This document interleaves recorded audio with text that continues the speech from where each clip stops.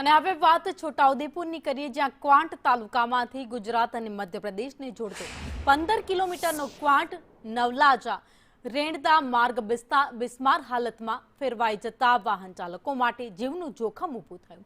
ચોમાસામાં રસ્તા ઉપર પડેલા ખાડાઓમાં પાણી ભરાઈ જતા રસ્તાઓ પર મરણચેક સમાન બન્યા છે, જેના કારણે અકસ્માતની હારમાળા સર્જાઈ રહી છે અને 108 એમ્બ્યુલન્સમાં દર્દીઓને પહોંચાડવામાં પણ ભારે વિલંબ થઈ રહ્યો છે. સ્થાનિકો અને રાહદારીઓની વારંવાર રજૂઆતો છતાં નિંદ્રાધીન તંત્ર કોઈ જ કાર્યવાહી ન કરતું હોવાના આક્ષેપ કરાયા. રોષે ભરાયેલા ગ્રામજનોએ હવે ચીમકી ઉચ્ચારી છે કે જો આ રસ્તાનું તાત્કાલિક સમારકામ નહીં કરવામાં આવે તો તેઓ રસ્તા પર ઉતરીને ઉગ્ર આંદોલન કરશે.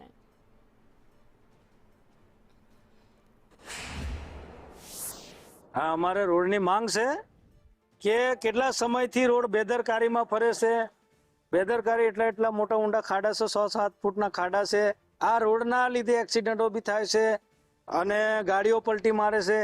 બરાબર, આ રાજ્ય લેવલનો રોડ છે. અહીંયા ઠેઠ આ બાજુ અમદાવાદથી આવો ઇન્દોર રતલામ સુધીનો રોડ છે આવ્યો.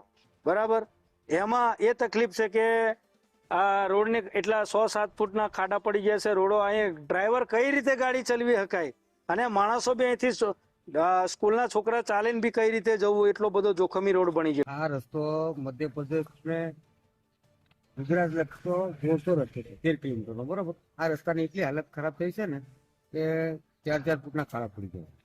કારણ કે 108 આવે ને તો આવી શકાય એવું પોઝિશન નહીં.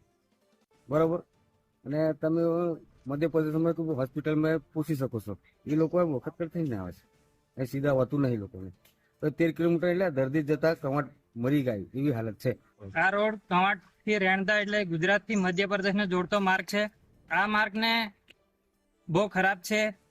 તાત્કાલિક કોઈ વાહનો ઇમરજન્સી હોય તો મહિલાઓને કે કોઈ પુરુષો એક્સિડન્ટ થયું હોય એને જતા કલાક થાય છે, 108 ને આવતા મોડું થાય છે. કોઈ ઇમરજન્સી હોય તો મૃત્યુ પણ પામી શકે એમ છે. આનો જવાબદાર કોણ રહેશે?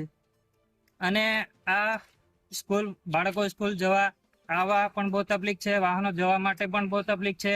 અને આવું છે કે ખાડા હરેક જગ્યાએ છે. લોકો વિચાર કરે કયો ખાડો ટાઈએ, અને ચોમાસાની સિઝન છે, ખાડો આખો ભરાયેલો છે. આ રોડ છે કવાંટ થી રેણદા લગીનો રૂટ આવો ને આવો છે, એટલે અમે કહીએ છીએ આ રોડ ના ખાડા પૂરો કાં તો નવો ભણાવો. આટલા ખાડા કાં તો નવા સાધન આવે કે 108 આવે ફસાઈ જાય અને મોટી ગાડી આવે છે કન્ટેનરો જેવા, એ પલટી જાય અને કેટલી નુકસાન થાય છે. અને આવવા જવામાં લોકોને તકલીફ પડે છે. ખાતર લેવા જઈએ તો સાધન નહીં મળતા, નાના સાધનો જતા નહીં, મોટા તો ભાડું મોંઘું પડે છે. અને બીજું કે છોકરાઓ ભણવા જાય ત્યારે સાધનો બસો અહીંયાથી વળી જાય કાં તો આગળ જઈને ઉભી રહી જાય કે આ તૂટેલું છે, એટલે શું કરવાનું? છોકરા ભણવાના કઈ રીતે?